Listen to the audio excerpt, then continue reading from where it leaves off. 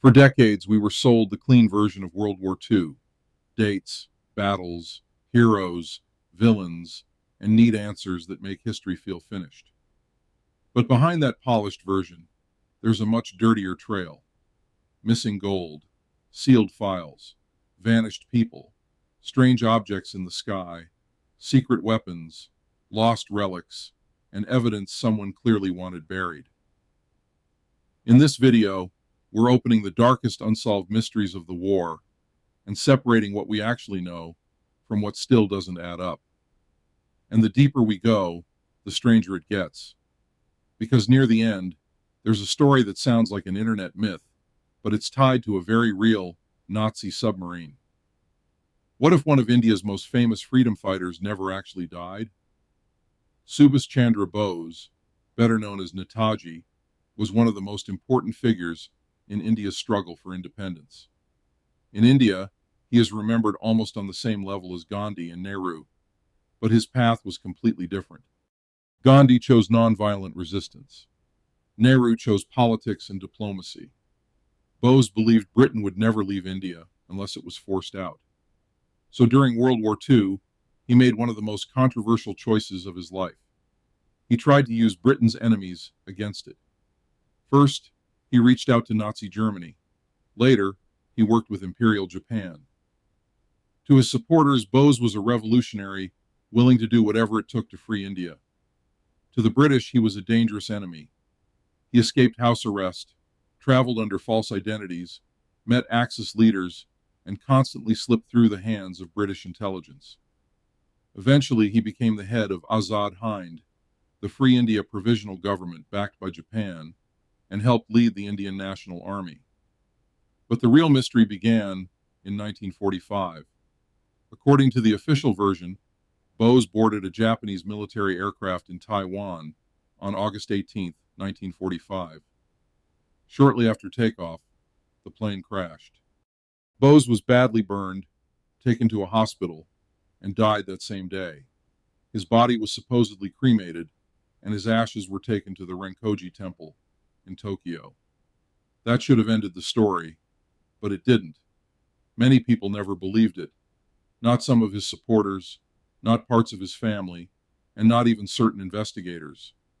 One theory claims the ashes in Tokyo may not belong to Bose at all, but to a Japanese official named Ichiro Okura. Another theory says Bose survived the crash, or was never on the plane in the first place, and lived for years under another identity. In India, one of the most famous versions claims he became a mysterious holy man known as Gumnami Baba.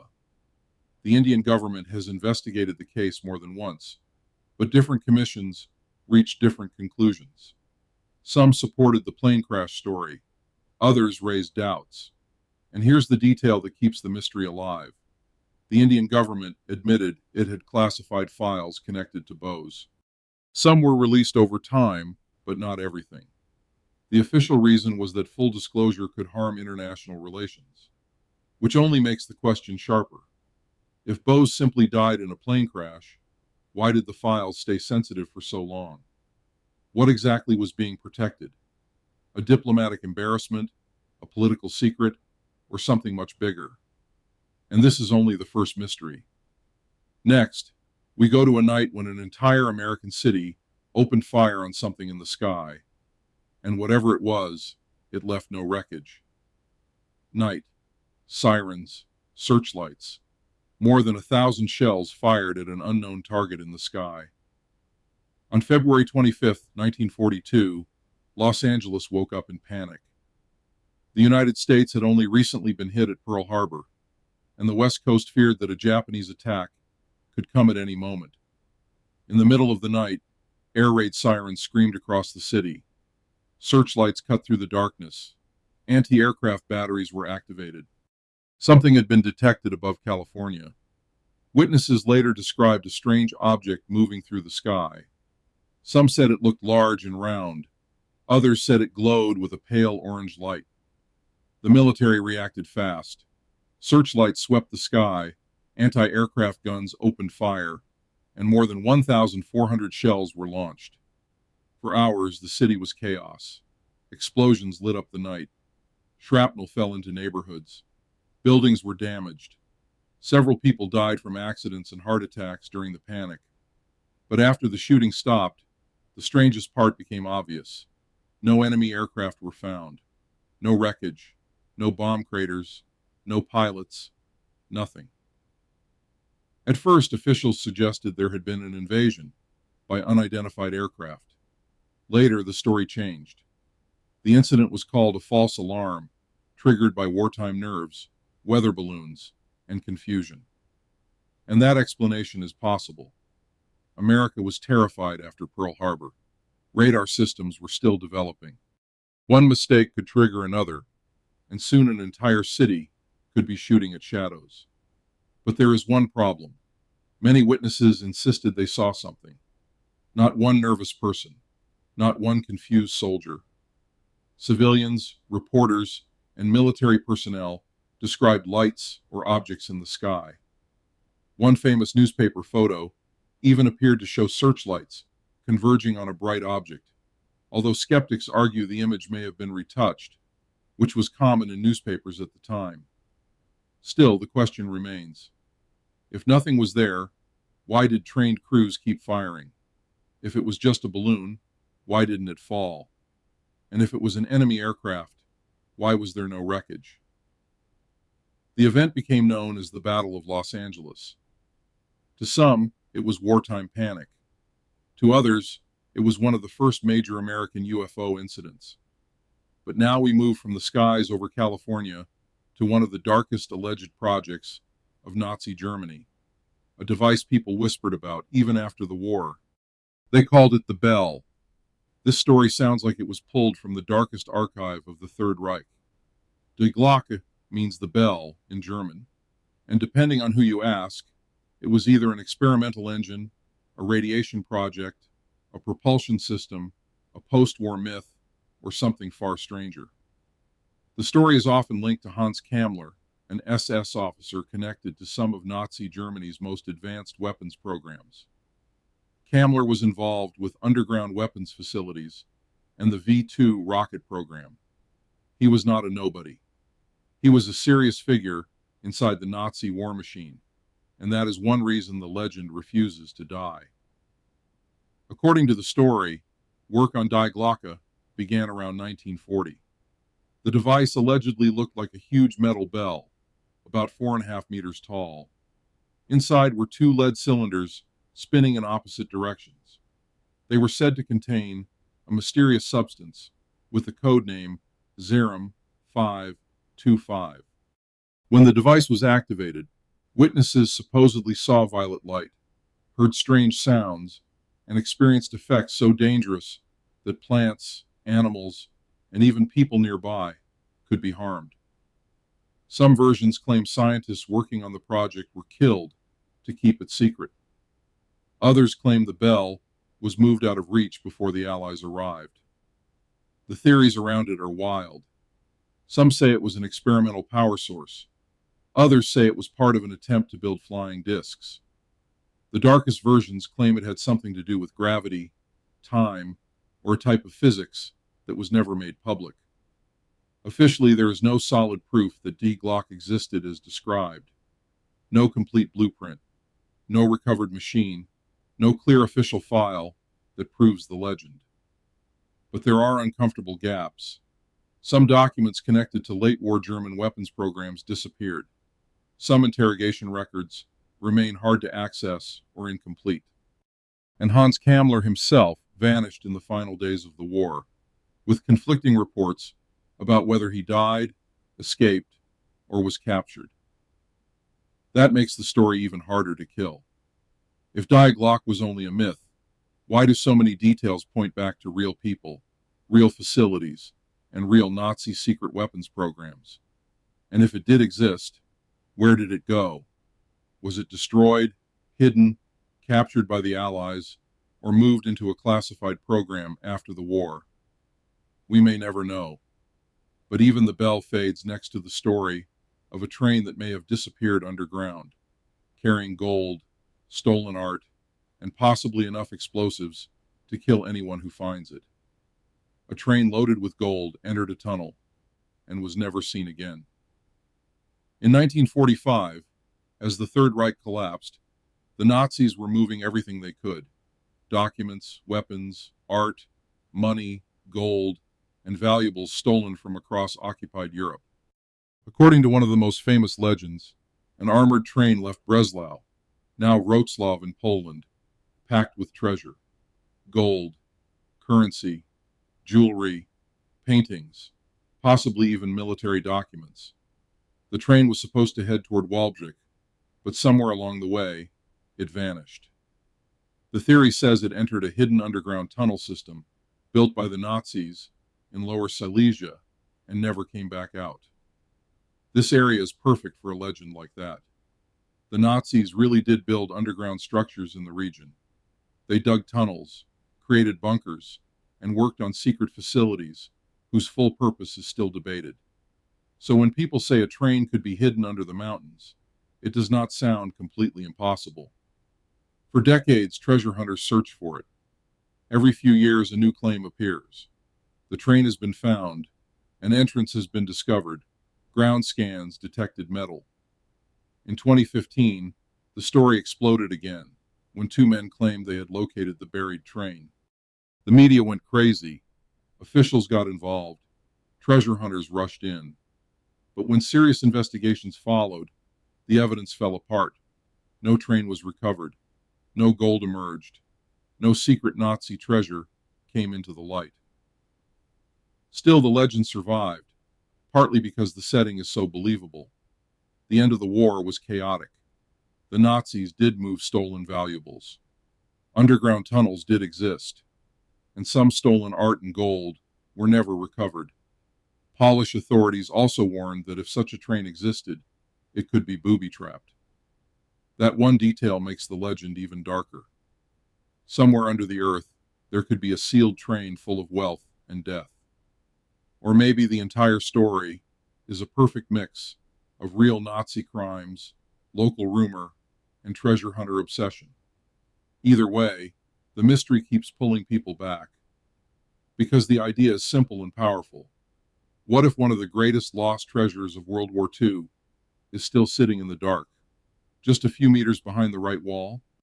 But next, we leave the tunnels and go back into the sky, to ghost planes people claim are still flying, long after their pilots should be dead. Sometimes it feels like the war never really ended. It just moved from the battlefield into the sky. Around the world, people tell stories about ghost planes from World War II. Old bombers seen flying low over hills, burning fighters appearing above villages, engine sounds in empty skies, aircraft that vanish before they reach the horizon. Britain has some of the most famous stories. In the Peak District, many planes crashed during the war because of bad weather, difficult terrain, and training accidents. To this day, hikers and locals sometimes report seeing the silhouettes of old bombers flying unusually low. One such case was described by Richard and Helen Jason, who claimed they saw a bomber passing close above the ground. But the strangest part was not how low it flew. It made no sound, no engine roar, no vibration, nothing. Then it simply disappeared. Similar stories exist in Russia and other parts of Europe. People say that on clear days, near certain villages, you can hear a low-flying aircraft and sometimes see the blurred shape of a burning Messerschmitt. Skeptics have obvious explanations: memory, suggestion, fog, echoes, modern planes mistaken for old ones, or optical illusions caused by light and weather. In places where real crashes happened, people already expect to see something, and the mind can fill in the blanks. But the stories keep coming. And what makes them powerful is not just the ghost element. It is the idea that certain places may still carry the emotional weight of what happened there. A crash site is not just a patch of land. It is the last point in someone's life. A mountain pass, a field, a lake, a stretch of coast. All of it can become a kind of silent memorial. Maybe ghost planes are legends. Maybe they are tricks of light. Or maybe they are the way people explain a feeling that history has not fully left. Some places do not let go of their war easily. But now comes a story even colder. A man who saved thousands of lives, only to disappear into a prison system that swallowed him almost completely. He saved thousands of people. Then he vanished. Raoul Wallenberg was a Swedish diplomat sent to Budapest during one of the darkest phases of the Holocaust. In 1944, Hungarian Jews were being deported and murdered at terrifying speed. Wallenberg arrived with a mission that looked almost impossible: save as many people as he could. He issued protective Swedish passports, created safe houses, confronted officials, bribed when he had to, threatened when he had to, and used every diplomatic trick available. By some estimates, his actions helped save tens of thousands of lives. He was not a soldier. He did not command an army. But in a city collapsing into terror, he became a lifeline. Then, after the Soviets entered Budapest in January 1945, Wallenberg was detained. The official Soviet explanation later claimed he died in 1947 in Lubyanka prison from a heart attack. But there was no proper autopsy. The documentation was inconsistent. His family did not believe the story. Over the years, reports emerged suggesting he may have been alive after the date of his supposed death. One of the most disturbing details is the reference to a mysterious prisoner number 7, allegedly interrogated after Wallenberg was said to have died. Some researchers believe this prisoner may have been Wallenberg. Others argue the evidence is too thin. The problem is that Soviet prison records were secretive, incomplete, and sometimes deliberately misleading. Wallenberg's case became a diplomatic wound that never fully healed. Why was he arrested? Did the Soviets suspect him of spying? Did they think his contacts with Western governments made him dangerous? Was he a bargaining chip that became inconvenient? Or did someone simply decide to erase him? Sweden kept asking questions. His family spent decades searching for answers. Russia later acknowledged that Wallenberg had been wrongfully imprisoned, but the full truth remains unclear. Did he really die in 1947? Did he survive longer? If so, where was he held, and why was the truth hidden? The cruelest part is this: Wallenberg fought to pull people out of a system designed to erase them. Then he himself disappeared into another system that erased people with paperwork, silence, and locked doors. And if you think only people can vanish, the next mystery is about an object Hitler kept close, a symbol of his plan to remake the world. Hitler dreamed of reshaping the world, but where did his own globe go? Inside the Reich Chancellery stood a massive Columbus globe, ordered for Hitler. It was not just a decorative object, it was a symbol, a giant model of the world sitting inside the office of a man who wanted to dominate it. The globe represented ambition, power, and the madness of imperial fantasy. After Berlin fell in 1945, the fate of the globe became unclear. Allied soldiers entered Nazi buildings, trophies were taken, documents were seized, and objects were scattered across countries and private collections.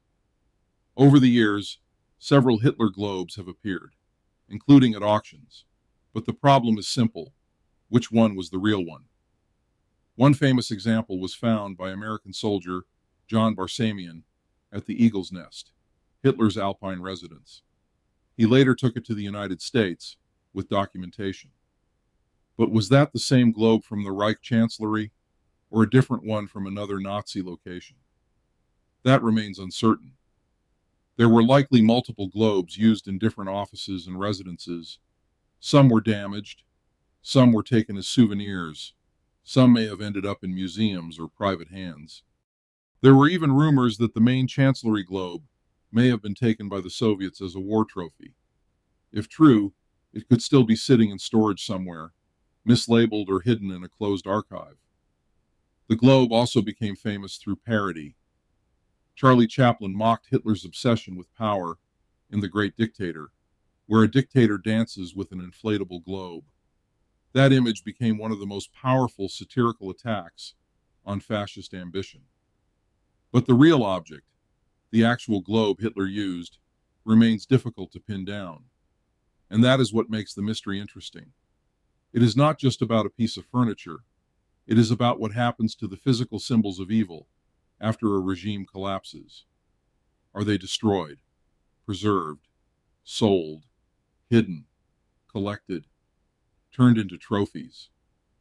Somewhere, perhaps, the globe still exists, a silent object that once stood beside one of history's most destructive men. But the next lost treasure may not be in a museum or warehouse. It may be on the seafloor near Corsica, sealed in containers and guarded by the one witness that never talks, the ocean. At the bottom of the sea off Corsica, there may be containers filled with gold and valuables stolen from an entire continent. Erwin Rommel, known as the Desert Fox, commanded German forces in North Africa. But behind the military campaign came something uglier: looting. Special SS units and Nazi officials seized valuables from banks, museums, private collections, and Jewish families. Gold, jewels, currency, artworks, anything that could be stolen, moved, and converted into power. As the war turned against Germany and Axis forces began retreating from North Africa, the loot had to be moved fast. According to one version of the story, stolen treasure was loaded into 6 containers and shipped toward Corsica. Then the trail goes cold. Some believe the ships carrying the treasure were destroyed by Allied aircraft. Others think the containers were deliberately sunk in a secret location, so they could be recovered later. The coastline around Corsica is full of caves, grottos, deep water, and underwater hiding places, which makes the legend feel possible. Treasure hunters have searched for years. Divers have followed rumors. Researchers have tried to connect wartime records with local stories. But nothing definitive has surfaced. Like many World War II treasure legends, this one sits on the border between fact and obsession. The Nazis absolutely looted enormous amounts of wealth. Some of it was hidden. Some of it vanished. Some of it has never been recovered. But whether Rommel's treasure exists in the form people imagine, sealed containers lying beneath the Mediterranean, remains unknown. The sea makes every mystery harder. Documents can burn, witnesses can die, but the ocean can hide evidence for generations.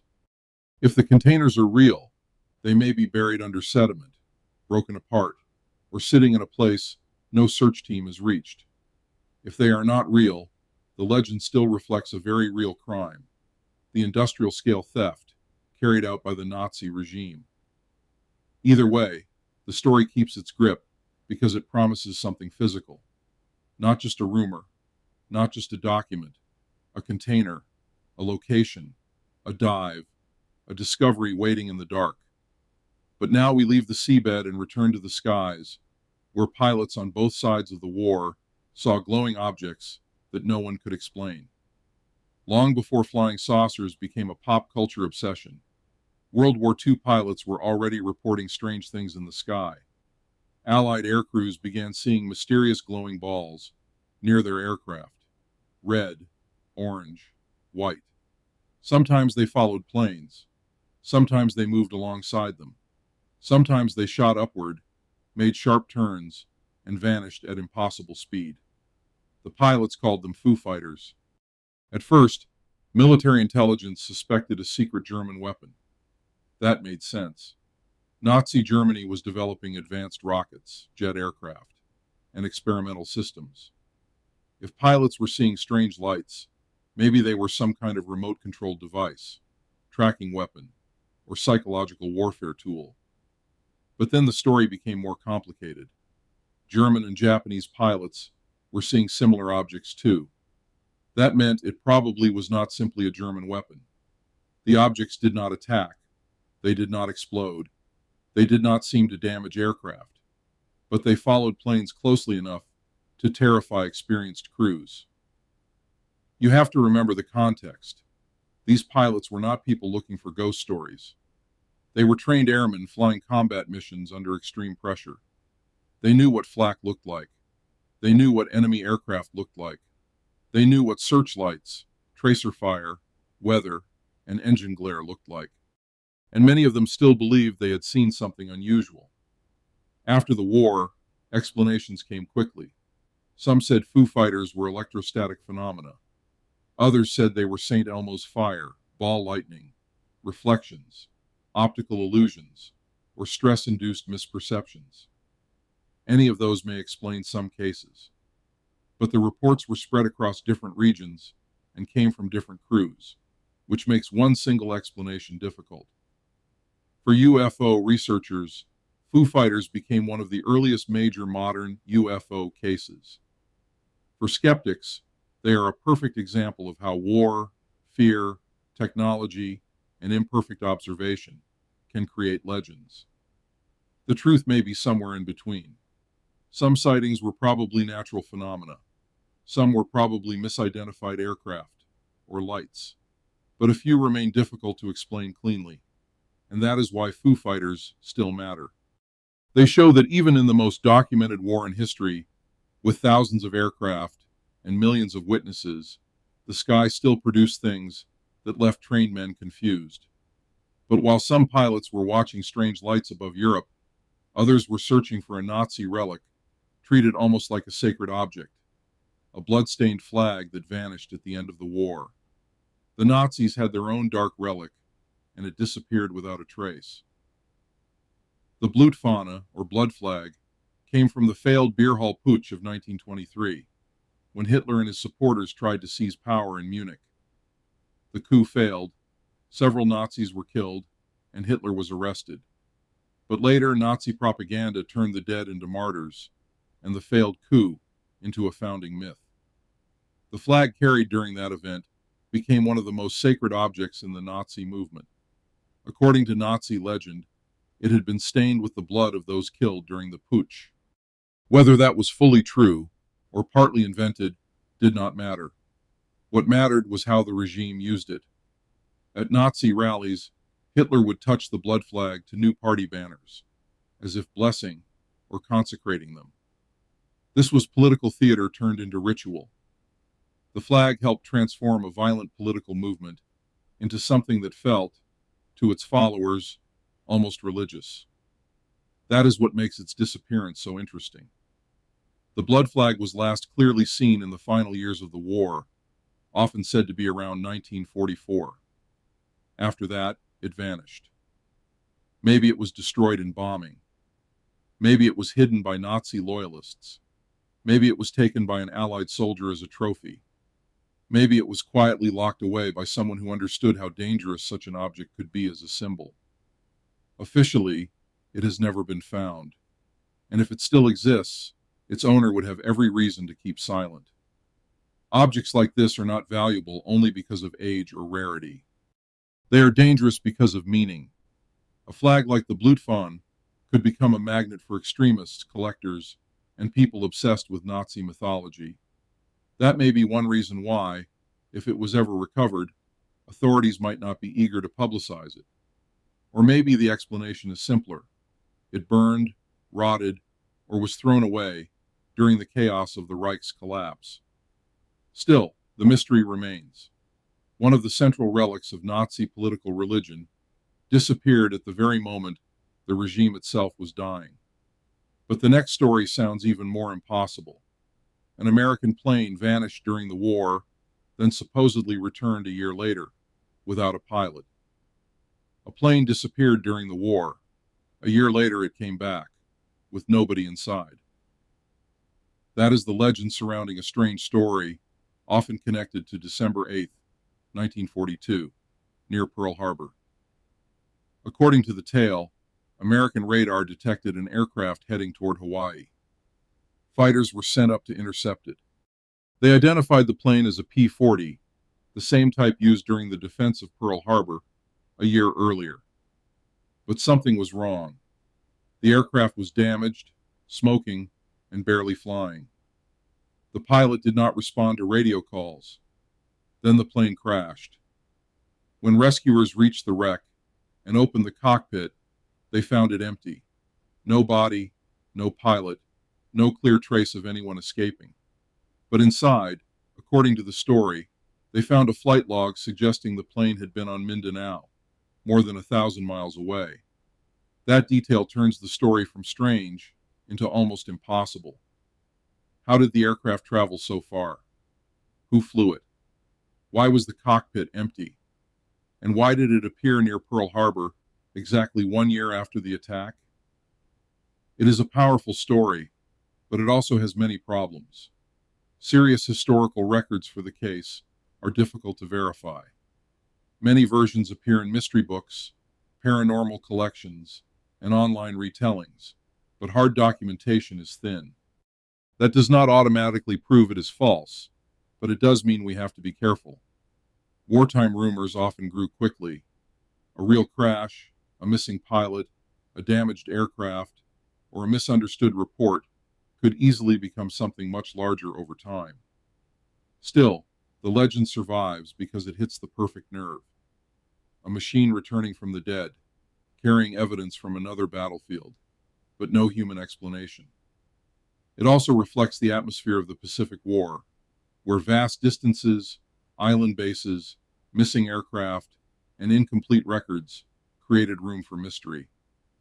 Thousands of planes were lost. Many pilots disappeared without a trace. In that kind of environment, a story about a ghost plane almost feels inevitable. Whether the pilotless P-40 was based on a real incident or pure wartime folklore, it remains one of those tales people repeat because it asks a simple question with no satisfying answer. If nobody was in the cockpit, who brought the plane home? But sometimes a mystery is not an aircraft, a weapon, or a treasure. Sometimes it is just a sheet of paper with names on it, found in the most terrifying place in Europe. A list from a death camp, 17 names, strange marks beside each one. In 2009, a mysterious document was reportedly found on the grounds of Auschwitz. It contained the names of 17 British soldiers. Next to the names were check marks and unclear notes. The paper also included German words such as since then, never, and now. But instead of explaining the list, those words made it more confusing. Why would British soldiers' names appear in Auschwitz? Who wrote the list? What were the marks for? One theory says the men were British prisoners of war used as forced labor. That would not be impossible. Nazi Germany used prisoners, civilians, and camp inmates in brutal labor systems across occupied Europe. Another theory is darker. Perhaps the men were connected to collaboration, intelligence work, or some secret transfer of prisoners. But there is no solid proof for the more extreme versions. The list exists as a disturbing fragment, but fragments are dangerous. They invite speculation because they give you just enough information to start asking questions and not enough to answer them. Auschwitz was not just one camp. It was a vast complex of imprisonment, forced labor, and murder. Records were created, moved, destroyed, and hidden. In the final phase of the war, the Nazis tried to erase evidence of their crimes. Documents were burned. Prisoners were moved. Witnesses were killed. So when a strange list appears decades later, it is easy to imagine that it belongs to a larger story we have not fully recovered. But historians have to work with evidence, not just atmosphere. The names, the handwriting, the context, and the material all matter. Without a clear chain of documentation, the list remains a mystery rather than proof of a specific hidden operation. And maybe that is what makes it so unsettling. It is not dramatic like a lost train or glowing lights in the sky. It is quiet, bureaucratic, a page with names. But in the world of the Holocaust, paperwork was deadly. Lists decided who worked, who moved, who lived, and who died. So the question remains, why were those names written down, and what happened to the men on that page? Next comes a betrayal that still haunts the world. One phone call, one hidden door, and the end of a family's last refuge. They hid for 25 months. But one act of betrayal destroyed everything. Anne Frank, her family, and four other Jews hid in a secret annex in Amsterdam during the Nazi occupation of the Netherlands. Friends on the outside risked their lives to bring them food, news, and supplies. Anne kept a diary, never knowing it would become one of the most famous testimonies of the Holocaust. For more than 2 years, the people in hiding lived in silence, fear, and hope. Then, on August 4th, 1944, police and Nazi officials entered the building. They found the hidden door behind a bookcase. Everyone in the annex was arrested. Anne and her sister Margot were eventually sent to Bergen-Belsen, where they died of typhus shortly before the camp was liberated. Only Anne's father, Otto Frank, survived. The question has never gone away. Who told the Nazis where to look? Many suspects have been named over the decades. Some theories point to warehouse workers who may have noticed signs of people hiding. Others suggest the raid may not have been specifically about Jews in hiding at all, but connected to illegal ration coupons or business investigations. More recent theories have named specific individuals, including people who may have given up addresses to save themselves or their families. But each theory has problems. Evidence is incomplete. Witnesses change stories. Documents are missing. And the moral weight of the question is enormous. Accusing someone of betraying Anne Frank is not a small claim. It requires strong proof. So far, no theory has been accepted as final by everyone. The betrayal remains unresolved, not because nobody has searched, but because history did not leave a clean answer. And maybe that is part of why the case still hurts. Anne Frank's diary gives the victims a voice, but the betrayal itself remains faceless. We know the result. We know the door opened. We know the people inside were taken away. But we do not know with certainty who caused it. One call, one tip, one decision. That was enough to end 25 months of hiding. And now we turn to one of the most expensive missing works of art in history. A room so beautiful it was called the eighth wonder of the world, and so valuable people have searched for it for decades. They called it the eighth wonder of the world. Then it vanished. The Amber Room was one of the most luxurious creations of the Russian Empire. Amber panels, gilded carvings, mirrors, and mosaics made from precious stones, all installed in the Catherine Palace at Tsarskoye Selo. When Nazi Germany invaded the Soviet Union, the room could not be evacuated in time. Soviet curators tried to hide it, but the Germans found it, dismantled it, and transported it to Königsberg. After that, the trail becomes a maze. In 1945, Königsberg was heavily bombed and captured. Some believe the Amber Room was destroyed in the ruins of the castle. Others believe it was moved before the city fell and hidden in a mine, bunker, tunnel, or private collection. Over the decades, searchers followed leads across Germany, Poland, Russia, and the Baltics. Individual fragments were found, but the room itself never reappeared. The Soviet Union searched for it for decades and failed. Later, the Amber Room was reconstructed from scratch, and today visitors can see the rebuilt version in Tsarskoye Selo. But the original remains lost or hidden. And now we come to the final story, one that lives in the darkest corner of wartime rumor and internet legend. In May 1945, as Berlin had already fallen and Nazi Germany was collapsing, a German submarine called U-3523 left port. It was not an ordinary submarine.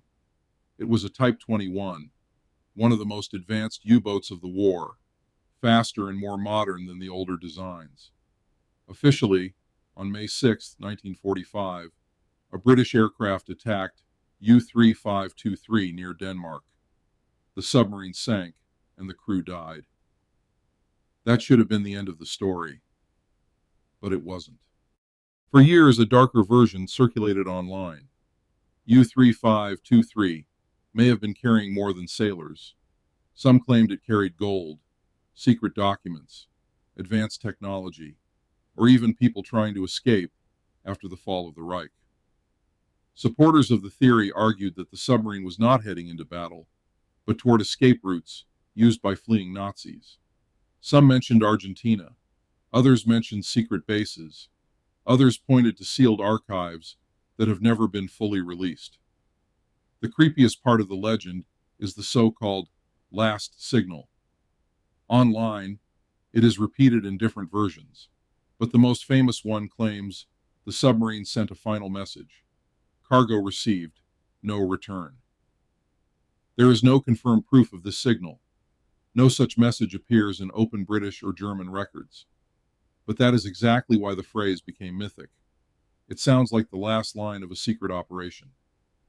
For a long time, the wreck site of U-3523 was unknown. Then, in the 21st century, divers discovered a sunken German submarine off the coast of Denmark, possibly the very same U-3523. But the discovery did not kill the legend. It made it darker. If this really is the submarine, what was on board? Why were there so many rumors around it? And where did the last signal come from, if it never existed? Maybe it is just an internet myth built around a real wartime wreck. Or maybe somewhere in a sealed archive, there is still a document that explains where U-3523 was really going in the final hours of the Third Reich. World War II ended on paper. The flags came down. The cities were rebuilt. The trials were held. But some stories did not end. They sank, vanished, burned, or disappeared into locked files. And until those files open, until the wrecks are searched, until the missing names are explained, the war's darkest mysteries are still not finished.